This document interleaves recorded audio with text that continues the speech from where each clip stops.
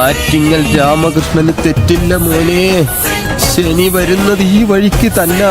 ഈ ഹേമ കമ്മിറ്റി റിപ്പോർട്ടും നടിമാരുടെയൊക്കെ വെളിപ്പെടുത്തലും ഒക്കെ വന്ന പൃഥ്വിരാജ് ആർജവത്തോടെ ഈ വിഷയത്തിൽ നിലപാട് പറഞ്ഞ യുവതാരമാണ്. അതിന് പൃഥ്വിരാജ് കയ്യടിയും കിട്ടി. എന്തായാലും നാട്ടുകാരുടെ എനിക്കൊരു നല്ല മതിപ്പായല്ലേ? സംശയമുണ്ടോ?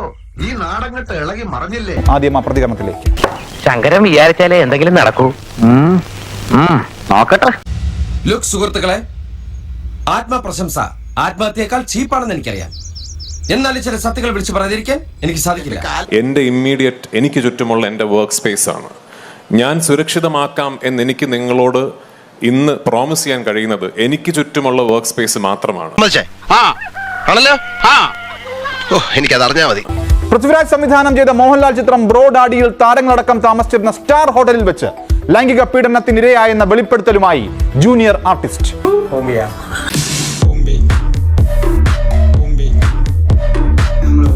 പക്ഷെ എനിക്ക് ചുറ്റുമുള്ള വർക്ക് സ്പേസ് ഞാൻ സുരക്ഷിതമാക്കും. അതിനപ്പുറത്തേക്ക് ഞാൻ ഇതിലൊന്നും ഇൻവോൾവ് ആകില്ല എന്ന് പറയുന്നിടത്ത് തീരുന്നതല്ല ഞാൻ ഉൾപ്പെടെയുള്ള ആൾക്കാരുടെ ഉത്തരവാദിത്വം. രണ്ടും കൂടി ഒരുമിച്ച് വേണ്ട. ഈ രണ്ടും കൂടി ഒരുമിച്ച് വേണം പറഞ്ഞത് മനസ്സിലായില്ല. ഉപദേശവും പൃഥ്വിയുടെ നിയന്ത്രണത്തിലുള്ള വർക്ക് സ്പേസിലാണ് ഇതൊക്കെ സംഭവിച്ചതെന്നതാണ് അതിഗുരുതരമായ ആരോപണം. മഹാശ്ചര്യം നമുക്കും കിട്ടണം. ഇതൊക്കെ കേട്ടിട്ട് എനിക്ക് എന്റെ രക്തം തിളക്കുന്നു. എന്നാൽ പൃഥ്വിരാജ് നേതൃത്വം നൽകിയ ടീമാണ് ബ്രോ ഡാഡിയുടേത്. പൃഥ്വിരാജ് അഭിനയിച്ച സിനിമ കൂടിയാണ്. പൃഥ്വിരാജിന്റെ സെറ്റിൽ ഇതൊക്കെ നടന്നിട്ട് പൃഥ്വിരാജ് ഇൻഫോംഡ് ആയിരുന്നില്ലേ? അങ്ങനെ ഉത്തരവാദിത്തത്തിൽ നിന്ന് ഒഴിഞ്ഞു മാറാൻ ഞാൻ തന്നെ സമ്മതിക്കില്ല. അങ്ങനെ ഇൻഫോംഡ് ആയെങ്കിൽ പൃഥ്വിരാജ് എന്ത് നടപടി കൈക്കൊണ്ടു? എന്തിന് വീണ്ടും തുടർന്നുള്ള പ്രോജക്റ്റുകളിൽ ഈ ഒപ്പമുള്ള സുഹൃത്തിനെ ഉൾപ്പെടുത്തി അല്ലെങ്കിൽ സഹപ്രവർത്തനം ഉൾപ്പെടുത്തി എന്ന ചോദ്യമൊക്കെ ഗൗരവതരമാണ്. അത് ശരി. അപ്പൊ നിങ്ങൾ തമ്മിലുള്ള ഒത്തുകളിയാണല്ലേ മാച്ച് ഫിക്സിംഗ്. പൃഥ്വിരാജിന്റെ വാദങ്ങൾ ഒക്കെ തന്നെ ദുർബലപ്പെടുന്നതാണോ ഇപ്പോൾ വരുന്ന വെളിപ്പെടുത്തലുകൾ? അത് നല്ലതാ. പരിചയമുള്ളവരെ തന്നെ ഉഞ്ചിക്കുന്നത് നല്ലതാ, ഇല്ലടാ. സിനിമയുടെ അസിസ്റ്റന്റ് ഡയറക്ടറായ കൊല്ലം സ്വദേശി മൻസൂർ റഷീദ് മയക്കുമരുന്ന് കലർത്തിയ ശീതളപാനീയം നൽകി മയക്കി ലൈംഗിക പീഡനം നടത്തിയെന്നാണ് ഇവരുടെ ഞെട്ടിക്കുന്ന തുറന്നു പറച്ചിൽ.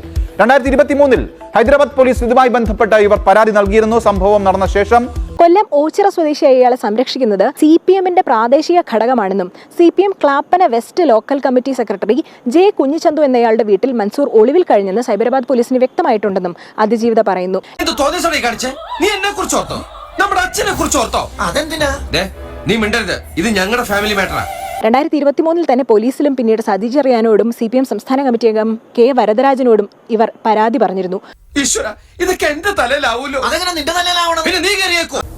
ആർക്കാണോ ആരോപണം, ആർക്കെതിരെയാണോ അവർ പരാതി തരിക. ആ പരാതിന്മേൽ ആവശ്യമായ തീരുമാനം ഉന്നയിച്ച സ്ഥിതിക്ക് അവർക്ക് പരാതി തരുന്നതിന് ബുദ്ധിമുട്ടില്ല. പരാതി തന്നാൽ അത് നിയമാനുസൃതം സ്വീകരിക്കും. സതി ചെറിയാനോടും CPM സംസ്ഥാന കമ്മിറ്റി അംഗം കെ വരദരാജനോടും ഇവർ പരാതി പറഞ്ഞിരുന്നു. പക്ഷേ ഒരു നടപടിയും ഉണ്ടായില്ല. വനിതാ കമ്മീഷനും ഫെഫ്കയ്ക്കും ഇവർ പരാതി നൽകി. പരാതി ലഭിച്ചു എന്നുള്ളൊരു മറുപടി ഇമെയിൽ അല്ലാതെ മറ്റൊന്നും കിട്ടിയില്ല. പൃഥ്വിരാജിന്റെ മാനേജറോടക്കം പരാതി പറഞ്ഞിട്ടും എമ്പുരാൻ എന്ന ചിത്രത്തിന്റെ ആദ്യ ഷെഡ്യൂളിൽ പ്രതിയെ ഉൾപ്പെടുത്തിയെന്നും ആരോപിക്കുന്നു. ഇനി അങ്ങനെ ഒന്നും ഉണ്ടാവാതെ ഞാൻ നോക്കിക്കൊള്ളാം. ഒരു കൈവതം നാറ്റുകരുത്. ഇനി തോന്നിയാത്ത പറഞ്ഞ